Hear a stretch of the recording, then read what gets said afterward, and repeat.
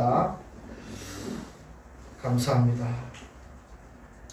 사랑하는 성도 여러분께 질문 하나를 드리겠습니다. 여러분은 예수님을 믿습니까? 아멘. 이 예수님을 믿는다 하는 이 말 속에는 어떤 의미가 담겨 있는 줄 아십니까? 예수님이 나를 대신하여 십자가에 죽으셨다는 것을 믿습니다. 아멘. 죽으신 예수님이 다시 부활하신 것을 믿습니다. 아멘. 부활하신 주님께서 하늘로 가셨다가 다시 오시는 것을 믿습니다. 아멘. 바로 예수님을 믿는다 하는 그 의미는 바로 이 세 가지를 압축해서 받아들인다는 의미인 것입니다. 여기에 더 하나가 있습니다. 따라하시면 좋겠습니다. 예수님을 믿는다는 것은, 예수님을 믿는다는 것은, 소리가 작아요. 좀 큰 소리로. 예수님을 믿는다는 것은 예수님을 믿는다는 것은 예수님의 제자가 된다는 뜻이다. 예수님의 제자가 된다는 뜻이다. 예수님을 믿는다는 것은 예수님의 제자가 되는 것인데, 어떤 제자가 되는 것이냐? 예수님이 기대하는 제자가 된다는 겁니다. 예수님을 믿는다는 것은 예수님을 따르겠다는 것인데, 즉 다시 말해서 예수님의 제자가 된다는 것인데, 예수님이 기대하는 제자. 그러면 예수님이 기대하는 제자는 예수님을 본받고 예수님을 따른다는 것이지, 예수님의 그 걸어가신 모습을 본받지 않고 따르지 않겠다는 것이 아닙니다. 다시 말하면 주님의 몸된 교회의 일꾼이 되겠다는 뜻이기도 합니다. 저와 여러분 모두가 주님이 기대하는 제자가 되시기를 주 여러분으로 축원합니다. 문제는 이 주님이 기대하는 제자가 되려면 자격 조건이 있는데, 어떤 자격 조건이 있는지 한번 생각해 보기를 원합니다. 오늘 주신 말씀 34절을 한번 읽겠습니다. 34절 제가 읽습니다. 무리와 제자들을 불러 이르시되 누구든지 나를 따라오려거든 자기를 부인하고 자기를 부인하고 자기를 부인하고 자기 십자가를 지고 자기 십자가를 지고 자기 십자가를 지고 나를 따를 것이니라. 자격 조건이 있는데 한 두 가지 됩니다. 자기를 부인하라. 자기를 부인하라. 그리고 자기 십자가를 지랍니다. 어떻게 보면 쉬울 것 같은데 그 자격 조건이 참 쉽지 않은 것 같습니다. 어떻게 나를 부인할까? 나는 난데, 내가 살아있는데, 내가 누군데 하는 것 때문에, 그리고 내 십자가가 어떤 십자가인지 모르지만 가볍다면 질 수 있지, 어렵지 않다면 질 수 있지, 힘들지 않다면 질 수 있지, 땀을 흘리지 않는다면 질 수 있지. 그런데 어렵고 힘들고 땀 흘리게 만들고 무겁고 고통스럽고 답답하고 힘들고 하면 이것을 내가 질 것인가 생각을 해봅니다. 주님이 기대하는 제자가 되려면 자기를 부인할 줄 아는 제자, 자기 십자가를 짊어질 수 있는 제자, 그러면서 주님이 누군지를 바르게 아는 제자가 되기를 원합니다. 주님께서 빌립보 가이사라 여러 마을로 가시면서 제자들에게 묻습니다. 사람들이 도대체 나를 누구라고 여기고 있더냐? 어떤 사람들은 세례 요한이라고 합니다. 어떤 사람들은 엘리야라 그럽니다. 어떤 사람들은 선지자 중에 한 사람이라고 합니다. 세례 요한이든 엘리야든 선지자들 중에 한 사람이든 아주 위대한 사람, 능력 있는 사람, 그렇게 보고 있습니다. 그때 주님께서는 정색을 하시면서 또 묻습니다. 너희는 나를 누구라고 생각하나? 사람들이 그렇게 생각하면 너희들은 나의 제자들이라고 하는 너희들은, 내가 기대하는 제자인 너희들은 나를 누구라고 생각하냐? 머뭇거리는 제자들 가운데에서 수석이 1등 제자인 베드로가 대답하여 말합니다. 주는 그리스도십니다. 마태복음 16장 16절에는 이렇게 표현하고 있습니다. 시몬 베드로가 대답하여 이르되 주는 그리스도시요 살아계신 하나님의 아들이십니다. 우리도 한번 고백하십시다. 주는 그리스도시요 살아계신 하나님의 아들이십니다. 믿습니까? 아멘. 여러분들이 꼭 이렇게 표현하지 못해도 이렇게 자유롭게 하십시오. 주는 나의 구원자이십니다. 아멘. 주는 나를 살리신 분이십니다. 아멘. 주는 나의 친구십니다. 주는 나를 이끄시는 분이십니다. 아멘. 나는 주 없이는 못 사는 사람입니다. 이때 주님이 얼마나 좋아하시는지 아시죠? 마태복음 16장 17절에서 19절에는 아주 상세하게 표현했습니다. 오늘은 그 대답에 그냥 아무에게도 이런 말을 하지 말아라 하고 어떻게 말하면 경고하시죠. 조용하라고. 그런데 마태복음 16장 17절 이하에는 이렇게 말씀합니다. 예수께서 대답하여 이르시되 바요나 시몬아 내가 복이 있는 자도다. 이를 내게 알게 하니는 혈육이 아니요 하늘에 계신 내 아버지시니라. 또 내가 내게 이르노니 너는 베드로라. 내가 이 반석 위에 내 교회를 세우리니 엄부의 권세가 이기지 못하리라. 내가 천국 열쇠를 내게 주리니 내가 땅에서 무엇이든지 매면 하늘에서도 매일 것이요 내가 땅에서 무엇이든지 풀면 하늘에서도 풀리리라 하시고. 한번 상상해 보십시오. 얼마나 주님이 그 대답이 기뻤으면, 얼마나 행복했으면, 감사했으면, 기뻤으면 아마 바요나 시몬아 네가 정말 복이 있다.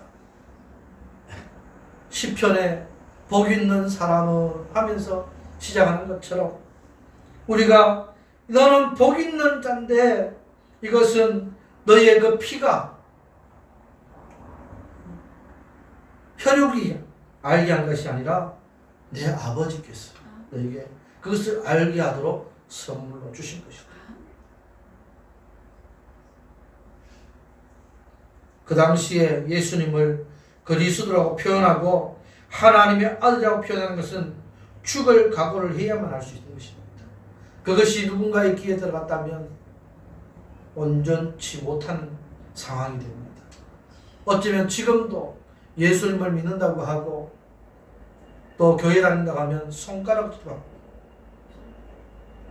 코로나쟁이라고 표현 당할 수밖에 없는 그런 형편에 놓여 있지 않습니까? 교회로 올라가면 뒤따라오는 사람들이 보면서 수근수근하는 것이 귀에 들릴 정도로.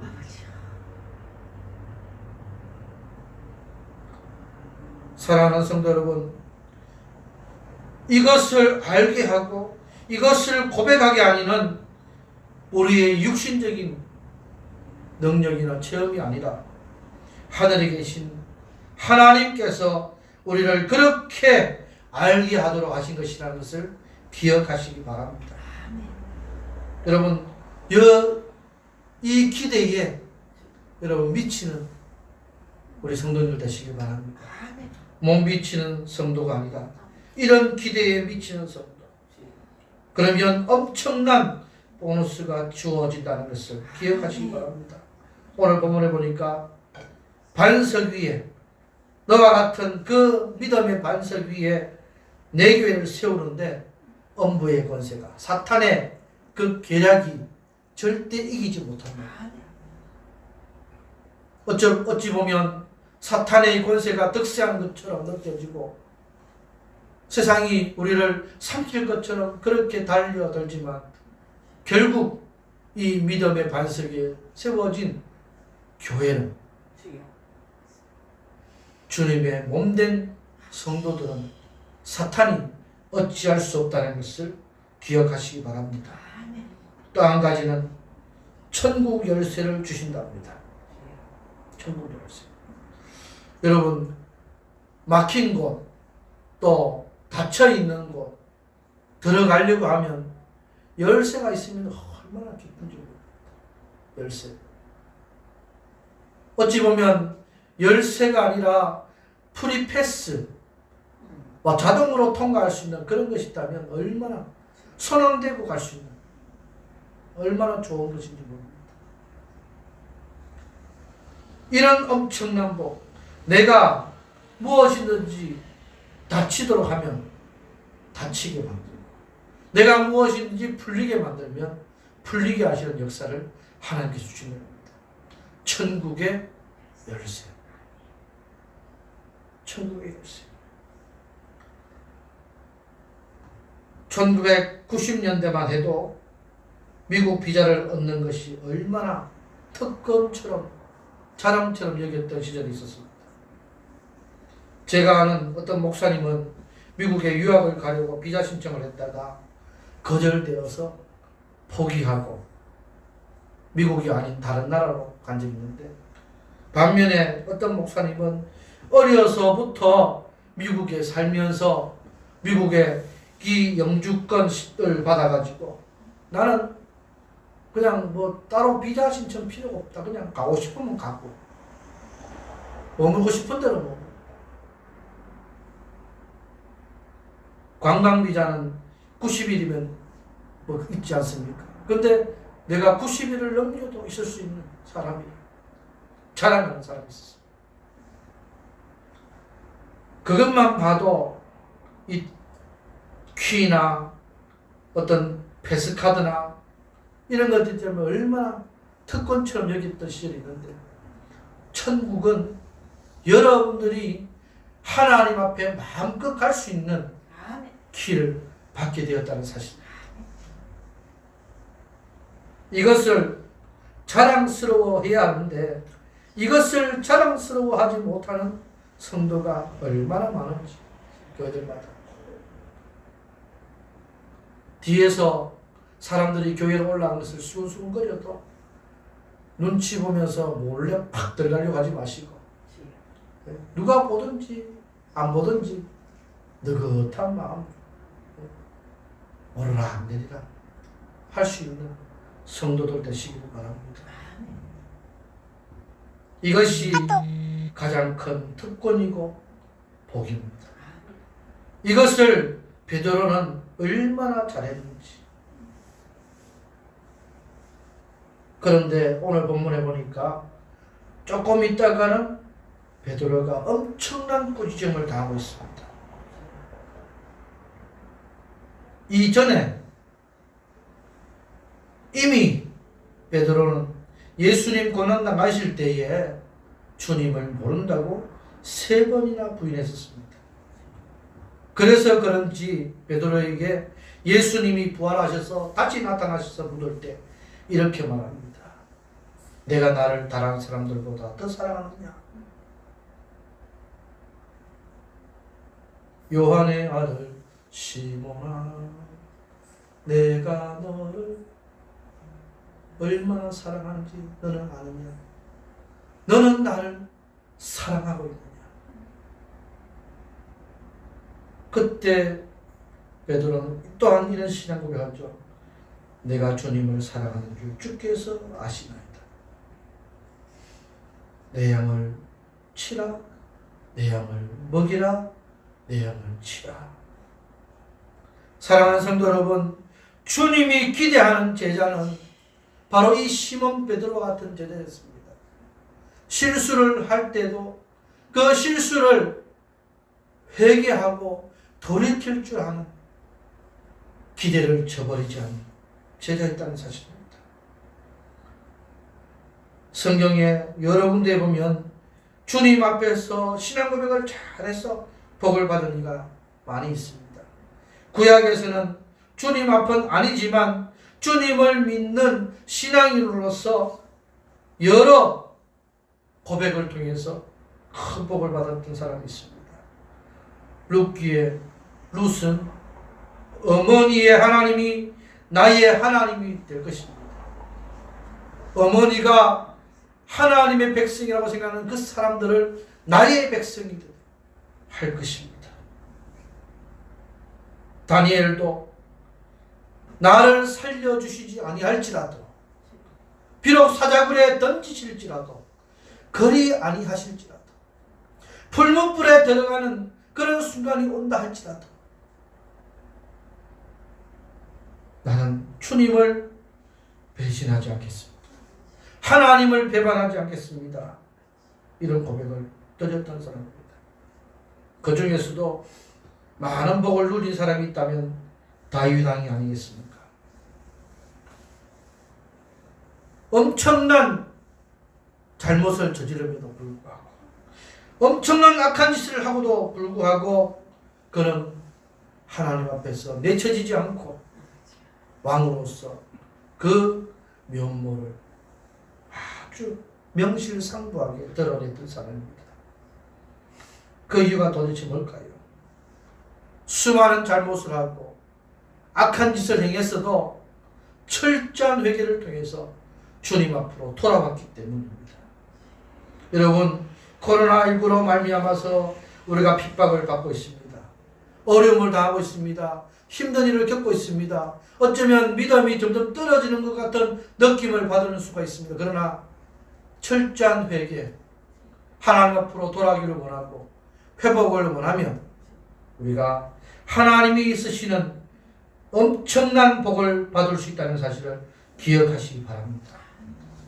엄청난 복이 무엇이냐? 시몬 베드로가 받았던 그 복처럼 다윗 왕은 내 마음에 맞는 사람, 누구의 마음에? 하나님 마음에 꼭 맞는 사람. 사람의 마음에만 들어도요, 어떻게 됩니까? 사람의 마음에만 들어도 어떻게 세상 속에서 드러나지 못하고 요리방황하고 엉뚱한 삶을 살다가도 높은 사람의 위치에 있는 사람의 마음에 들어도 하루아침에 변신할 수 있어요. 하루아침에 높은 자리에 올라갈 수도 있어요. 하루아침에 엄청난 부가 누릴 수 있습니다. 하물며 하나님의 마음에 맞는 사람은 하나님이 그냥 놔두지 않습니다. 이 세상 속에서 기대하는 교회, 기대하는 성도가 되도록 만들어 주신다는 사실입니다. 주님이 기대하는 제자는 세상도 기대하게 됩니다. 왜? 목사님이라면서, 교회 장로라면서, 교회 권사라면서, 교회 집사라면서, 교회 학교 선생님이라면서, 찬양대 대원이라면서, 교회를 열심히 다닌다면서 하는 그 기대감을 세상은 갖고 있습니다. 그런데 그 기대에 못 미치니까, 아니 교회가 왜 그래? 아니 목사가 왜 저래? 아니 성도가 왜 저래? 하는 그런 말을 듣습니다. 그 기대에 우리가 미치게 해줘야 될 줄 믿습니다.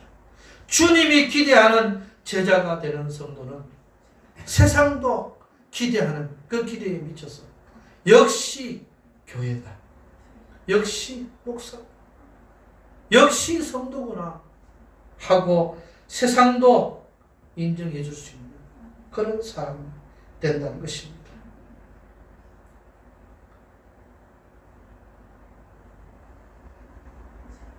주님이 기대하는 제자가 되고 세상이 기대하는 교회가 되기 원해서는 사람의 일을 생각지 말고 하나님의 일을 생각해야 될 줄 믿습니다.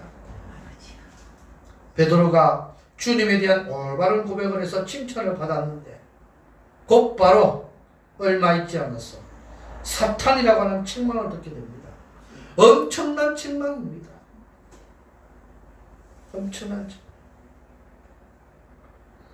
31절을 한번 보겠습니다. 인자가 많은 고난을 받고 장로들과 대장들과 서기관들에게 버림받아 죽임을 당하고 사흘 만에 살아나야 할 것을 비로소 그들에게 가르치시되, 주님께서 베드로의 신앙 고백을 들으시고 비로소 말씀하신 것이 있습니다. 죽는다는 것이죠. 당대의 종교 지도자들에게 고난을 당하고 죽임을 당할 것을 말씀하셨습니다. 그리고는 사흘 만에가 살아날 것이다. 그런데 그 말씀을 듣고 나서 베드로가 예수님을 붙들고 항변합니다. 항변.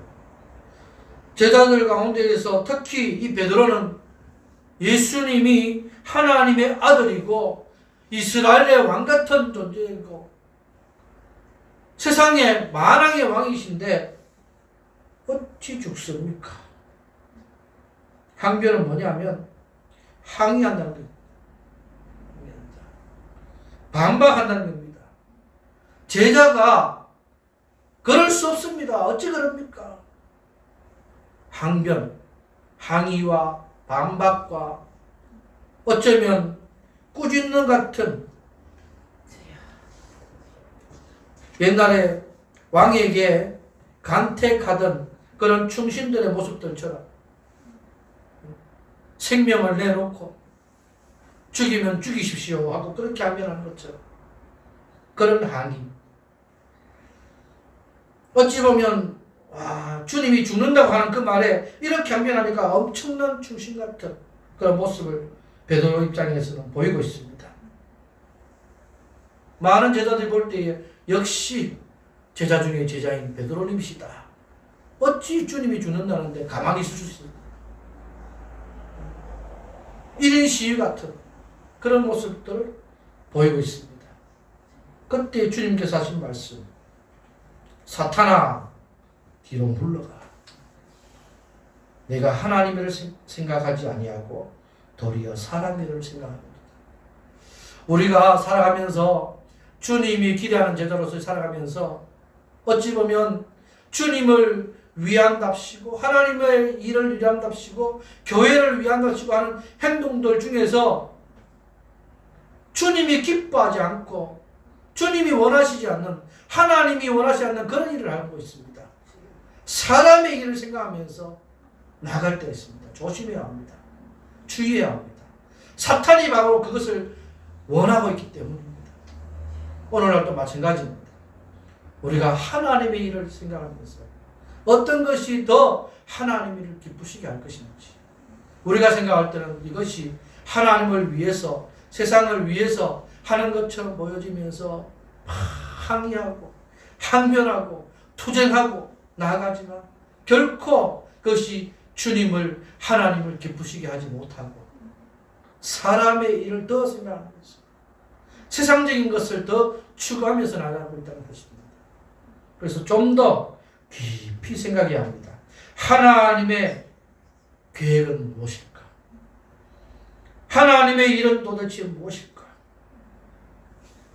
약속된 하나님의 구속사가 무엇일까? 왜? 주님은 죽으시고 대제사장들에 의해서, 종교 지도자들에 의해서, 유대인들에 의해서 죽으셔야 하는 것이 하나님의 일이시다. 그렇다고 주님 잘 죽으십시오, 내가 길을 닦아놓겠습니다, 이렇게 하는 것은 아니고, 어떻게 해요? 그 주님 가시는 그 길, 그 가시가 밟길 나도 같이 밟겠습니다. 나도 같이 밟겠습니다. 구레네 시몬처럼 옆에 있다가 주님이 지신 십자가 얼떨결에 질 수 있는 모습들처럼 아리마다 요셉처럼 내가 장사될 그 무덤을 준비해놨는데 거기에 주님이 들어가실 수 있도록 준비해놓은 그런 믿음. 여러분, 이것이 바로 하나님의 일을 생각하고 기억하지는 것입니다. 기다림, 인내하는 겁니다. 참는 겁니다.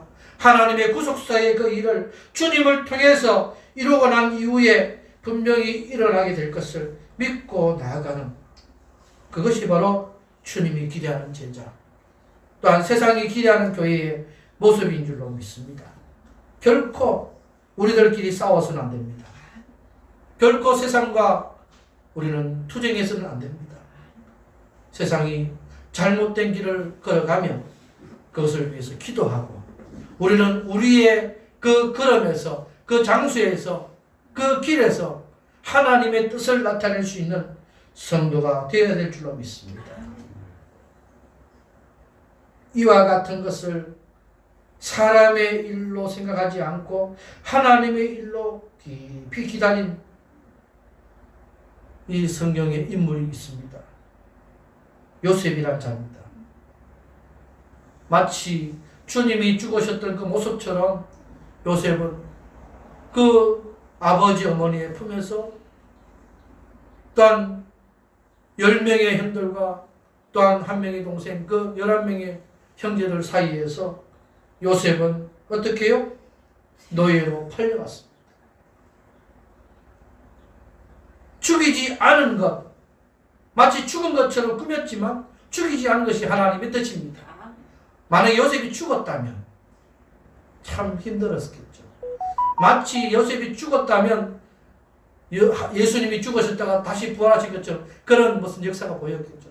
근데 마치 죽은 것처럼 꾸민 것이 바로 예수님의 죽음을 또한 표상하고 있습니다. 부모님에게는 이 자녀들이, 형제들이 죽었다고 고백했지 않습니까? 피를 보십시오. 요셉이 입었던 이 옷을 보십시오. 짐승들에 의해서 물려 죽었습니다.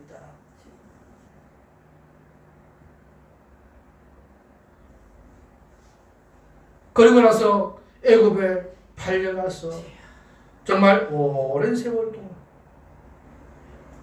30세가 되기까지 10몇 년 이상을 살면서 있다가 총리로 임명되는 순간에도 이 형제들을 찾아갈 수 있었습니다. 왜냐하면 검이 환영할 수 있는 길이거든요.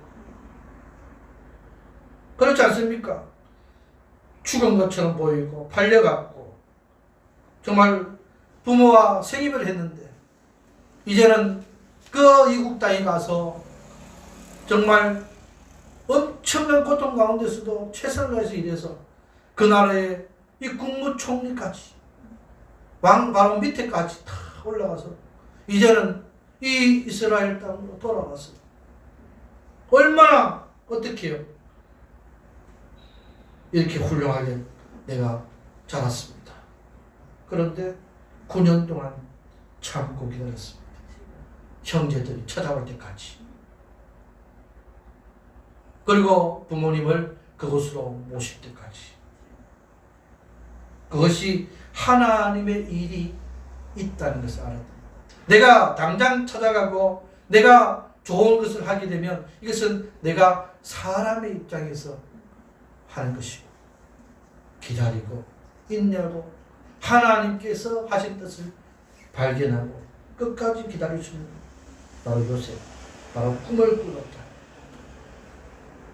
그 꿈을 해석도 할 수 있던 능력이 있던 자가 바로 요셉이라는 사실 우리가 기억이 될 줄로 믿습니다. 마지막 세 번째는 사명을 우리가 고치야 합니다. 소명감을 불러일으켜야 합니다. 주님이 기대한 제자는 주님이 부르셨다는 겁니다. 주님이 그 사명감과 소명감을 주셨다는 겁니다. 늘 말씀드리지만 저에게 많은 사람들이 너 목사 할래? 진짜 목사 할래? 끝까지 갈래? 이런 질문들을 많이 던질 때 있습니다. 어떤 목사님은 약간 반의법적으로 자네 정말 그 길을 가려나 하면서 목회자가 되는 그 길에 어떤 어려움이 있는지 하는 책자를 주면서 이거 읽어보고도 갈 마음이 있거든 가거라. 그런 마음으로 책을 주시는 분도 있습니다. 그래서 그 책을 다 읽으면서 정말 이렇게 힘드나. 그때는 안 느껴봤습니다. 전도사 때니까. 그래서 보면은 지금도 이 학교 동기들 중에서는 아직도 전도사로만 있는 사람이 있습니다. 그래서 제가 오랜만에 연결이 되어서 이렇게 문의를 했습니다. 목사님 하면서 했더니 아이고 나는 아직 목사가 아닙니다. 전도사입니다. 왜 그랬습니까? 그러니까 목사 안수 받으면 어쩔 수 없이 그 길을 가야 되는데 내가 도저히 자신이 없어. 전도사도 안 하고 싶은데 이미 전도사 했기 때문에 사람들 전도사를 했기 때문에 어쩔 수 없다고. 그래서 하는 일이 뭐냐 했더니 사회복지사. 장애인들과 함께 그렇게 일을 한다고 합니다. 그래서 제가 목사가 되면 그 일을 하는데 더 많이 힘도 될 텐데 하니까 제약도 많습니다. 목사가 되면 그 일을 하는데 제약도 많기 때문에 안 받으랍니다. 그래서 그렇게 표현합니다. 주님이 기대하고 세상이 기대하는 이 성도들의 삶은 결코 쉬운 것이 아닙니다. 그래서 사명감입니다. 사명. 죽을 각오를 하고 그리고 소명감입니다. 부르신 자의 그 명령이 있기 때문입니다. 누가 불렀느냐? 아시죠? 바로 주님이 부르셨고 바로 하나님이 부르셨다는 겁니다. 그래서 주님을 따라가고 세상이 기대하는 이 교회가 되고 성도가 되기 위해서는 자기의 목숨을 걸어야 하는 겁니다. 오늘 본문에 보십시오. 누구든지 자기 목숨을 구원하고자 하면 잃을 것이요 누구든지 나와 복음을 위하여 자기 목숨을 잃으면 구원하리라. 교회에 항종제 직분자를 세울 때 반드시 거치는 코스가 있다고 합니다. 항종제 직분자는 장로님, 또 권사님, 안수집사님 이런 분들입니다. 목사는 당연하고요. 그때 제자 훈련도 받아야 하지만 비전 트립이라는 것도 같이 해야 합니다. 비전 트립. 외국에 나가는 것. 거기에 이유가 있습니다. 첫째는 순종 시험을 한다는 겁니다. 주의 종의 말에 또한 주님이 함께 하도록 만들어진 그 사람들 간에 어떤 순종을 하느냐. 많은 어려움들이 있습니다. 이 비전 트립 나가든지 어떤 일들을 할 때에 결코 쉬운 것이 아닙니다. 저도 한번 비전 트립 가는데요. 이 청년들을 데리고 가는데 처음부터 얼마나 힘들었는지 이 비자를 만드는 것부터 해서 패스포드 만들고 여권 만들고 출국하는 그날까지 많이 힘들어요. 출국하는 그날까지. 그리고 가서도 뭐 여기가 좋다 저기가 좋다 음식이 맞다 안 맞다 부터 시작해서 잠자리가 좋다 안 좋다 왜 찬송은 기도는 크게 하지 못하느냐 뭐 이런 점들 그때 다 조용하고 순종해라. 왜 하는지 지금 당장에 그 이유는 말하지 못하지만 어쨌든 순종하자 하는데 그 순종의 시험에 테스트에 합격할 수 있는 사람들이 하나 둘씩 만들어진다는 사실입니다. 또 하나 시험은 떠나는 시험을 하는데 거기에 이 테스트 통과하느냐입니다. 주님의 몸된 교회를 위해서 과감하게 직장에 휴가를 내고 떠날 능력이 있는가 보는 겁니다. 어찌면 주의 사역을 위해서 대가를 치르는데 어떤 회사는 사표를 내고 가라고 하는 그런 데도 있습니다. 사표를 직장에 휴가서를 내고 혹은 사표까지도 내고 주의 그 일에 내가 떠날 수 있는가 쉬운 것은 아니죠. 그런데 이것을 하면 하나님께서 휴가 이후에 혹은 사표를 내고 그 회사를 떠난 한이 있어도 하나님이 붙들어 주시고 더 좋은 길로 인도해 주신 것을 체험하게 된다는 사실입니다. 마지막 세 번째는 한마음 갖기 시험입니다. 처음에는 다 마음들이 다르죠. 이렇게 생각하는 사람, 저렇게 생각하는 사람, 이렇게 생각하는 사람, 그렇게 생각하는 사람, 얼마나 다양한 생각을 갖고 있는데 이 여행, 비전 트립, 해외 선교를 하기 위해서 가면서 점점 더 이해하고 여러 많은 사람의 성격과 재능을 보게 되면서 한 가지로 갈 수 있도록, 한 마음을 풀 수 있도록. 우리 교회도 마찬가지입니다. 정림제일교회도 다양한 성도들이 모였습니다. 다양한 지역에서, 다양한 직업군에서, 다양한 삶의 방식 속에서, 다양한 성별 속에서 하나도 똑같은 것이 없는 이 다양함 속에서 오직 주님 한 분만을 바라봅니다. 오직 하나님의 뜻을, 하나님의 일을 생각하면서 나갈 때에 그것이 한 마음으로, 한 가지로 품으면서 나간다는 사실입니다. 그래서 우리 교회는 행복한 교회입니다. 하나님이 역사하시는 교회입니다. 말씀을 맺겠습니다.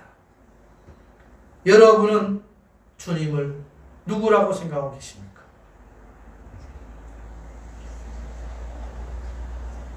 여러분 마음속에서 대답하고 있는 일이 있습니다. 여러분은 누구십니까? 주님이 기대하는 제자인 줄로 믿습니다.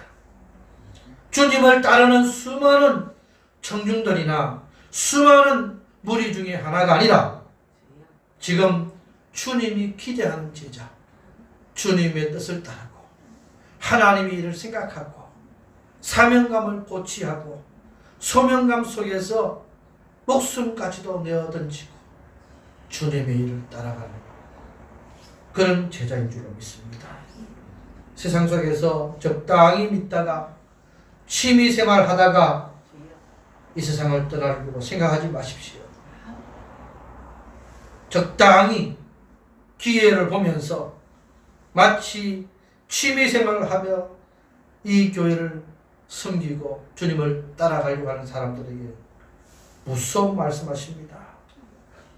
누구든지 이 엄난하고 죄 많은 세대에서 나와 내 말을 부끄러워하면 인자도 아버지의 영광으로 거룩한 천사들과 함께 올 때에 그 사람은 부끄러워하리라.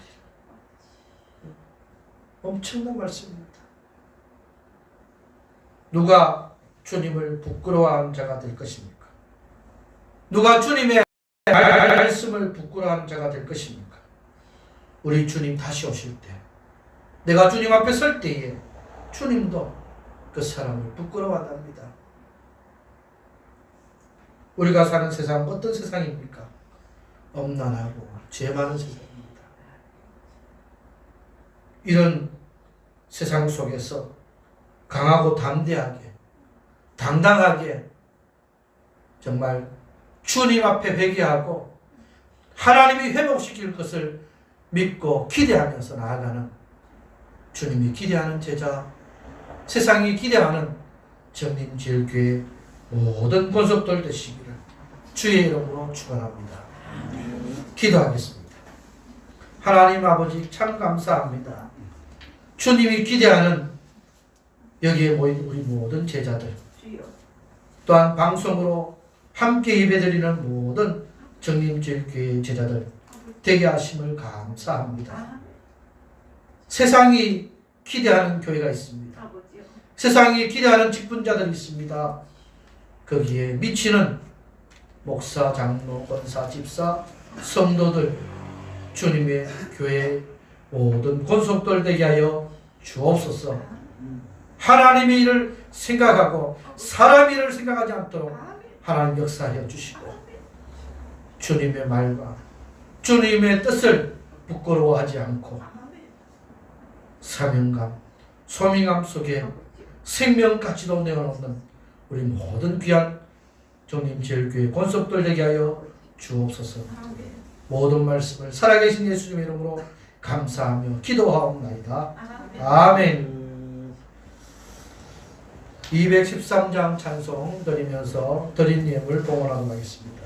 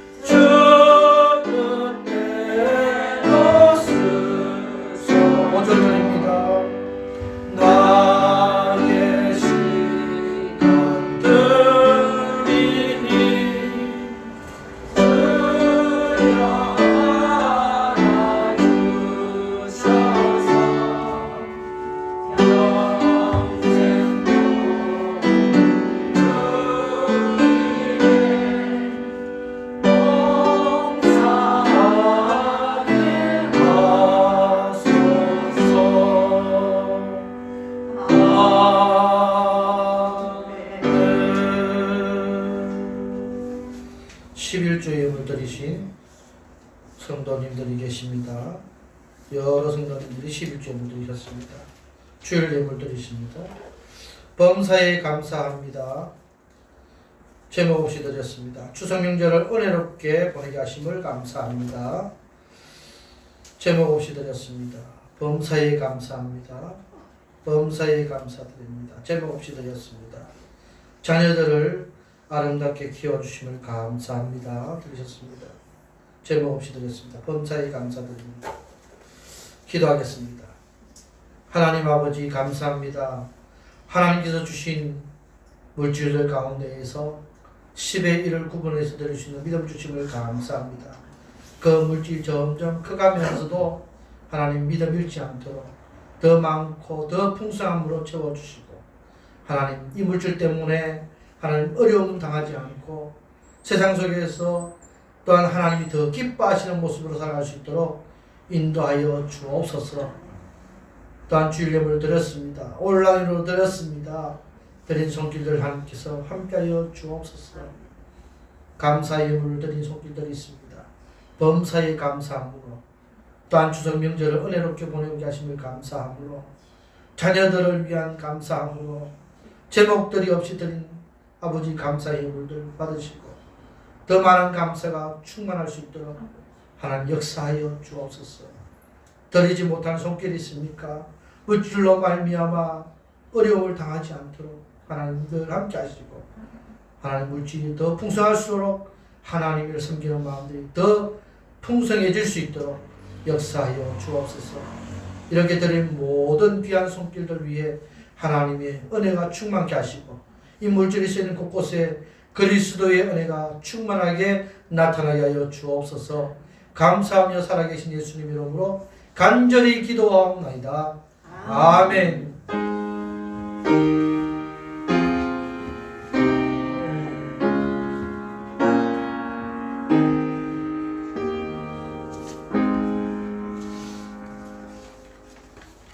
교회 소식 말씀드리겠습니다.